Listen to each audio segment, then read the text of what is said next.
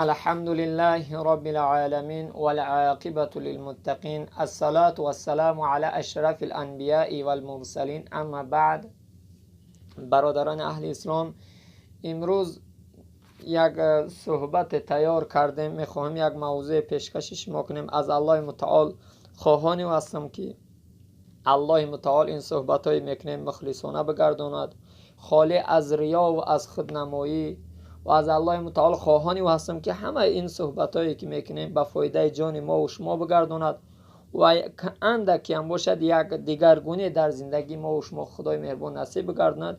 ان شاء الله برای ما و شما بهتر. امروز بعضی منظره ها را میبینم، بعضی برادران ها میبینم ناخوب میشم، ناخشنود میشم از اینکه یک فعل پلید در بین ما و شما ایجاد شده است، مثل ملت پرستی. میخواهم از دیدگاه قرآن عظیم شان که بهترین کتاب راهنمای مسلمان است، مسلمان باید زندگیش با او ایجاد کنه. الله متعال ما و شما را مذمت میکنه، ما و شما را گوشزد میکنه. استعیذ بالله واعتصم بحبل الله جمیعا ولا تفرقوا.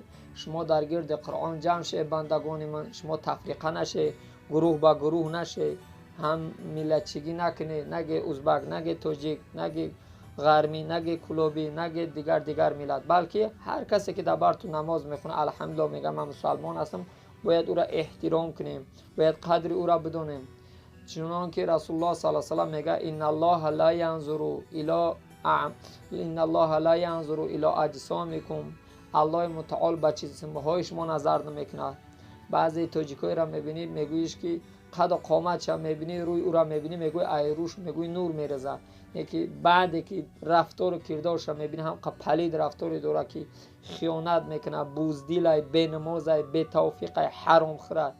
به همین خاطر رسول الله صلی الله علیه و میگه که ان الله لا ينظر الى اجسامکم.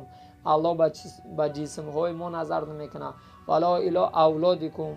الله نظر نمیکنه تو بچه فلانی، تو بچه بویی، تو بچه یگم سومداری یا بچه کمبغل بهتری. الله نظر نمیکنه. ولا الی اموالکم. خدای مهربان با مال های ما و شما نظر نمیکنه. چند قسم داریم، ما باید سوم داشته باشیم نماز بخونیم، به سوم باشیم با نماز بخونیم، بهتری الله نظر نمیکنه. بل ینظر الی قلوبکم و اعمالکم.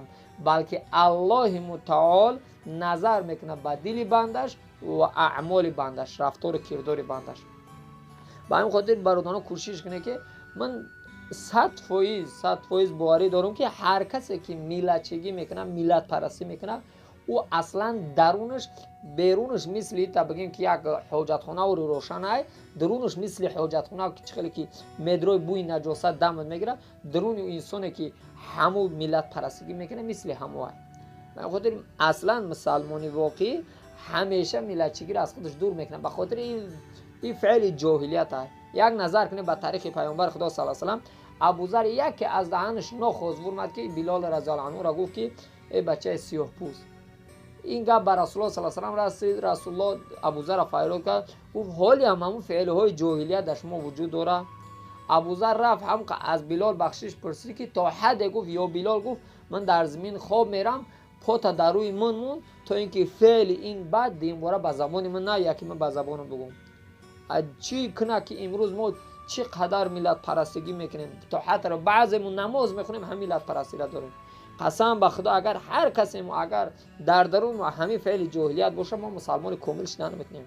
نگاه که پیامبر چی زیبا میفرماد معلم ما و شما، لا یؤمن احدکم، یگان تا شما مؤمن واقعی شدن نمیتونه. پیامبر خدا صلی الله علیه و سلم اتحب لنفسک ما تحب للناس. اون سر برای نفس خود دوست داری، برای یک برادر دوست نداری. کوشش کنه که سر برای خود دوست می‌داری، کار بهبود دوست می‌داری. یک برادر یک کار وقتی زنگ بزن فرادش کن، یک برادر تو دستش نبگیره، یک برادر تو کسل میشه در دشت میمونه بیچاره ناچاره چیه، او را دستش نبگیره. ان شاء الله غم یک برادر خورده الله فردا روز قیامت دست تر میگیره. در هر کجا که باشه دست یک برادر بگیره، یک کس کمک کنه.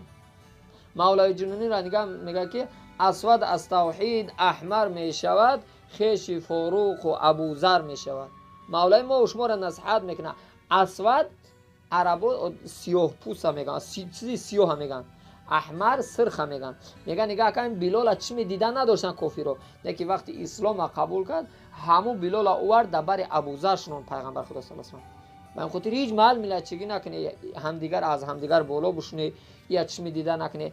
از همون یک خیل قشلاق داری تو، از همون یک خیل ای قشلاق تو میگوی، ای وطن تو میگی و نکی نماز نمیخونه، یا روسیو های بوزدیل های شیطون های همون یک خیل توجیکایی که میفروشن تو در دستی بگیم کافی رو میفروشن تو، 100 بار همون یکی ازبک هم باشه، قرغز هم باشه، روس هم باشه، مسلمان باشه، برادر حقی باشه، 100 بار او خوبه، قسم به خدا 100 بار هم بهتر.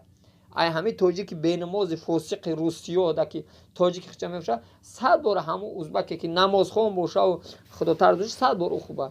من خودت کوشش کنه برادر هر کجا که باشه این فعل پلید دور کنه. دست یک کس گرفته غم یک کس خورده، الله در پسی دست شما را میگیره. نه که همین فعلی که بگیم که میلاد پرستگی را برای خود اختیار کرده به همین رفتن گرفته، وای بر حال تو در روز از روزها خور میشه، به خاطر که این از دور جاهلیت ای اسلام نیست. نگاه که سلمان رضی الله عنه ای ایران بود، رفت مسلمان شد، پیغمبر گفت سلمان و مینی سلمان ای ما. نه که ابولهب اما که پیغمبر بود اسلام قبول نکرد، پیغمبر ایو بیزاری جو ایو دور شی.